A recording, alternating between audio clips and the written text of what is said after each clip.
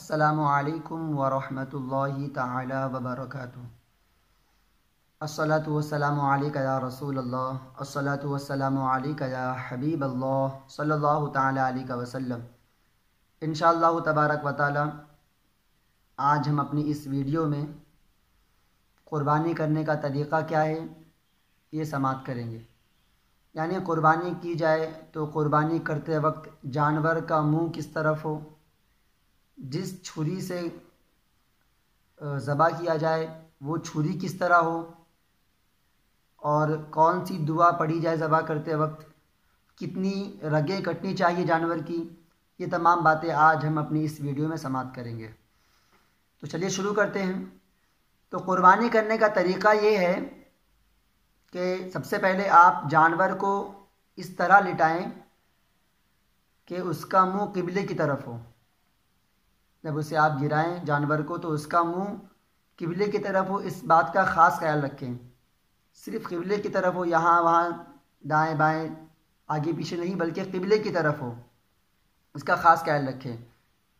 پھر اپنا داہنا پاؤں جو کاٹ رہا ہے، جو ذبح کرنے والا ہے، وہ اپنا داہنا پاؤں اس کے پہلو پہ رکھے، اور چھری تیز ہونی چاہیے۔ اور اس میں یہ خاص خیال رکھنا چاہیے کہ جو چھری ہو وہ جانور کے سامنے نہ تیز کرے، اور نہ ہی جانور کے سامنے کسی دوسرے جانور کو کاٹے۔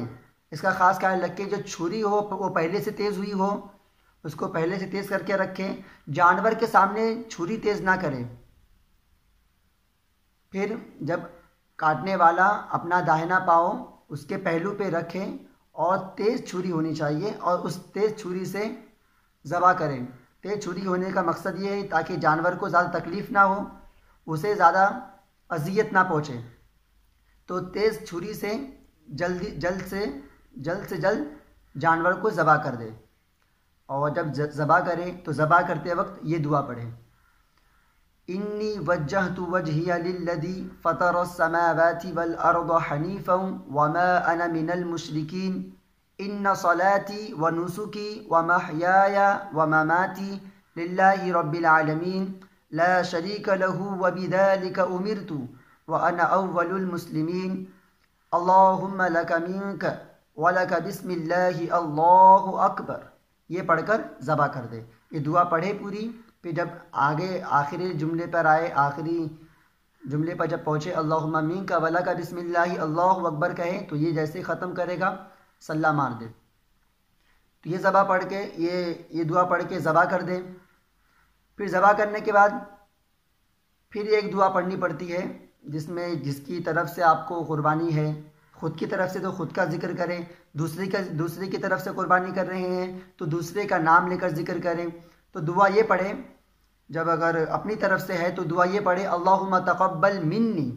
اگر اپنی طرف سے تو کیا کہے گا؟ اللہم تقبل منی کما تقبلت من خلیلک ابراہیم علیہ الصلاۃ والسلام و حبیبک محمد صلی اللہ تعالی علیہ وسلم۔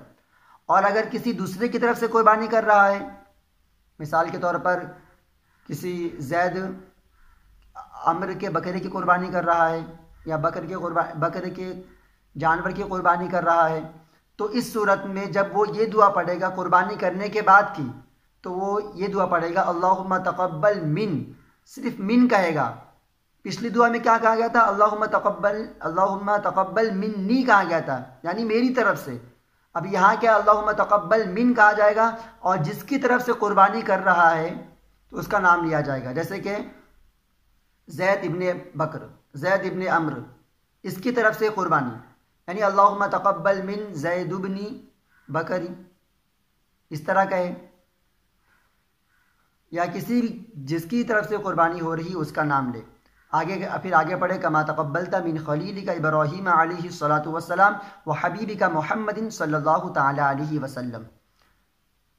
پھر اور جب ذبح کرے تو اس بات کا بالخصوص خیال رکھیں کہ اس کی 4 رگیں کٹنی چاہیے، اس کی 4 رگیں کٹنی چاہیے، اور اگر 4 رگیں نہ کٹیں تو کم از کم 3 رگیں تو کٹنی ہی چاہیے۔ اور اس کا مطلب یہ نہیں کہ آپ سلہ مارتے رہے اور اس کی گردن آخری حصہ تک چلے جائے، اس سے جانور کو اذیت دینا ہوگا۔ تو اس کا خیال رکھے کہ اس کو اذیت نہ پہنچے، ہر اس کام سے بچے جس سے جانور کو اذیت پہنچے۔ چھری تیز ہونی چاہیے اور اتنی جلدی مارے سلہ کہ اسے تکلیف نہ ہو، فوراً اس کی 3 رگیں کٹ جائیں، 4 رگیں کٹ جائیں اور وہ آپ کی یہ قربانی قبول ہو جائے، تو اس کا خاص خیال رکھا جائے۔ اور میں نے بتایا کہ صرف 4 رگیں یا 3 رگیں کٹیں، اس سے زیادہ نہ کاٹیں کیونکہ اس سے یہ جانور کو تکلیف دینا ہو جائے گا۔ تو خاص خیال رکھیں کہ 4 رگیں کٹیں یا 3 رگیں کٹیں۔ پھر ذبح کرنے کے بعد یہ بات ذہن نشین رہنی چاہیے کہ ذبح کرنے کے بعد جب تک کہ جانور ٹھنڈا نہ ہو جائے، یعنی جب تک کہ اس کی روح نہ نکل جائے، اس کے چمڑے نہ کاٹیں، اس کے پیر نہ کاٹیں، اس کی کھال نہ نکالیں۔ یہ اکثر ہمارے یہاں ہوتا ہے کہ جانور ٹھنڈا نہیں ہوتا، جانور کی روح صحیح طور پر قبض نہیں ہوتی کہ ہم اس کے چمڑے نکالنے لگ جاتے ہیں، ہم اس کے پیر کاٹنے لگ جاتے ہیں۔ تو اس کا خیال رکھیں کہ آپ اس کے چمڑے نہ کاٹیں جب تک کہ اس کی پوری طرح اس کی روح قبض نہ ہو جائے، کیونکہ یہ بھی اذیت دینے کے حکم میں آئے گا، اور ہر وہ چیز جو جانوروں کو اذیت دی جائے ہمیں اس سے بچنا چاہیے۔ تو یہ قربانی کرنے کا سمپل طریقہ ہے، اسی کے مطابق آپ قربانی کریں۔ اور خاص خیال رکھیں کہ قربانی یہ بھی ہوتا ہے کہ ہمارے یہاں جو ذبح کرنے والا ہوتا ہے صرف وہ چھری لگا دیتا ہے اور ہٹ جاتا ہے، تو اس کا خیال رکھیں کہ جو ذبح کرے، جو دعا پڑھے اور ذبح کرے، وہ 3 رگیں جب تک نہ کٹے وہ چھوڑے نہ سلہ، اس کا خاص خیال رکھیں۔ اگر کسی نے جیسے ہمارے یہاں ہوتا ہے کسائی ہوتے ہیں تو وہ کیا، جو کاٹنے والا تو صرف سلہ لگا دیتا ہے اسے گلے پہ تھوڑا سا، اور جو کسائی ہوتا ہے وہ کاٹ دیتا ہے، تو اس کا خیال رکھیں یہ صحیح طریقہ نہیں ہے۔ طریقہ یہ ہے کہ جو سلہ مار رہا ہے وہ اس بات کا خیال رکھے کہ کم از کم 3 رگیں کٹ جائیں اور اسی کے ہاتھ سے کٹے جو دعا پڑھا ہے۔ تو یہ تمام باتیں ہیں، اس کو ذہن نشین رکھیں اور اسی کے مطابق قربانی کریں۔ السلام علیکم ورحمۃ اللہ تعالی وبرکاتہ۔